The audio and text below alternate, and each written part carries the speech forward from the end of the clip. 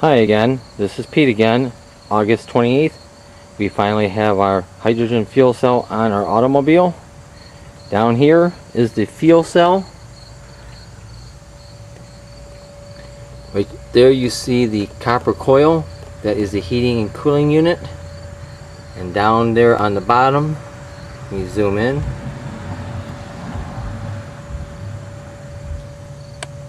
is our 3 pipes and bolt assembly. We are running Kool-Aid water. Over here is our pop valve bubbler with a plastic scrunch pad in there to minimize the splashing of the bubbles coming from the bottom. And there's the valve. You can see down here the spring loaded that keeps it down. Over here is our heating and cooling line that is tapped into the heater line with a T. This is our 70 amp relay for the cell. This right here is the low end that activates the solenoid 12 volts to ground, and then the high end goes to the cell. You got one on the bottom and one on the top that transfers the positive power, and cell it goes to ground. So positive in, positive out of this relay right here. As you can see back here, it ties into our line that goes into the heater line. We take off the line on the vehicle, we put a copper, or you call it bronze piping T, and then the heater line continues as it was, and then we branch off to the same size line, maintain the same hose dimensions, and then go down to a 1/4 inch line that goes into our fuel cell and out. These first 2 lines in the front, in and out. That one line in the back is the gas outlet that goes to the bottom of the bubbler down here, and then it comes up to the top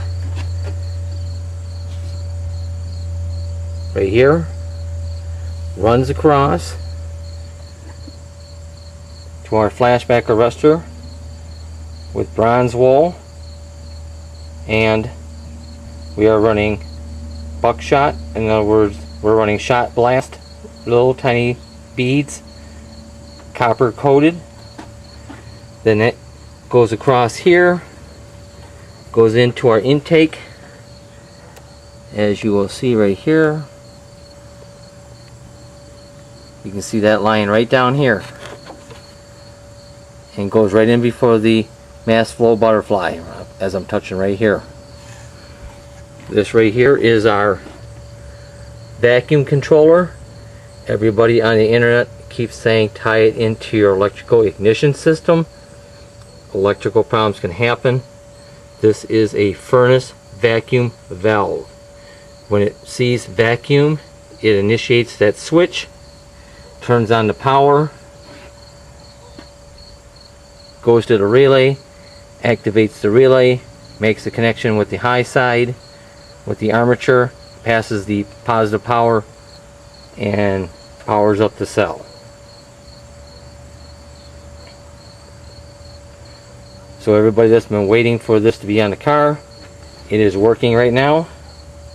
We have a total of our mix of Kool-Aid is 2 packets of Kool-Aid to a gallon of water, and then we add 1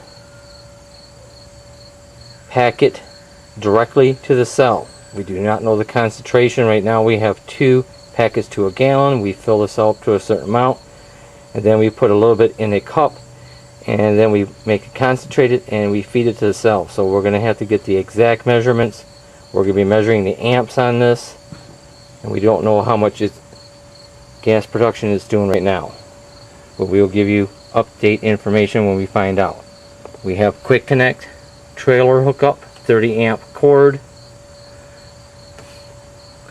and the important thing is our copper cooling system.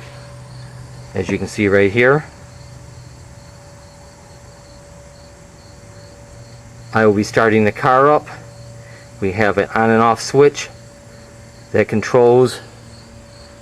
goes through the vacuum sensor and then goes to the relay. And all these, the low end and the high end, all are fused. 30 amp fuse for the cell, and the low end connection is 3 amp.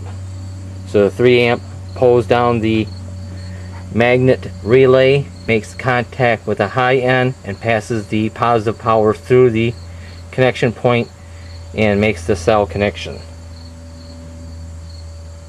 Like I was saying, I was not going to put this on my car until I have all the safeties that I want on it.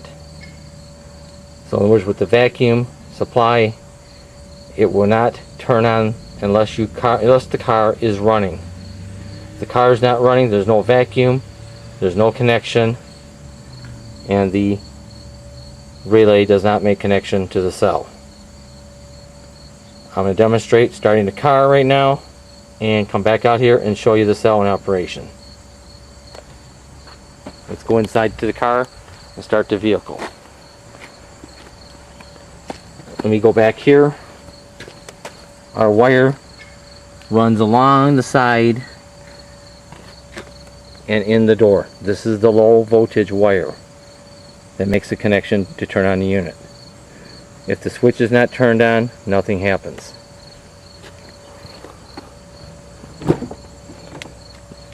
As you can see, it comes in the door, along the trim, down, and there it is. I'm going to start the car.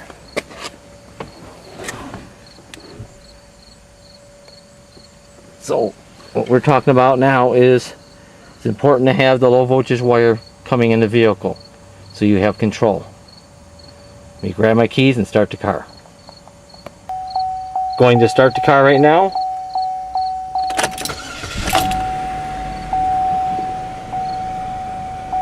We have an engine light because we do not have an oxygen sensor controlling mechanism on the system of our car. With the engine light on, it's improving our gas mileage because it's interfering with the oxygen sensor and allowing the car to work a little bit better with our hydrogen device instead of constantly fighting it. So we're leaving that part on. We are talking to a few manufacturers that make the oxygen sensor that fools the computer to improve your gas mileage. Right now I am getting 32 to 33 miles a gallon in the city. Let me push it so you can see the display. I've been parked a little bit.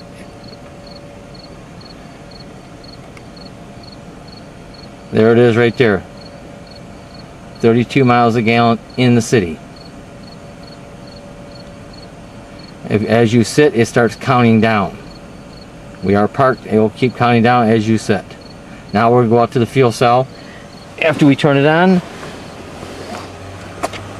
I'm going to turn the fuel cell on now.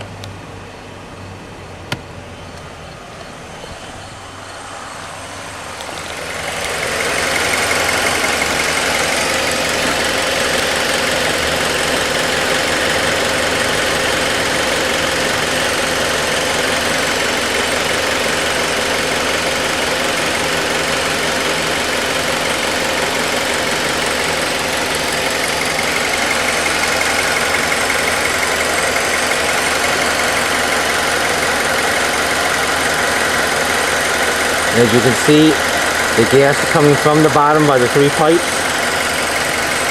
and going past our cooling element. Heating and cooling, it maintains the same temperature as the automobile summer or winter, running off the coolant that goes to the radiator and flows through the entire system of the car.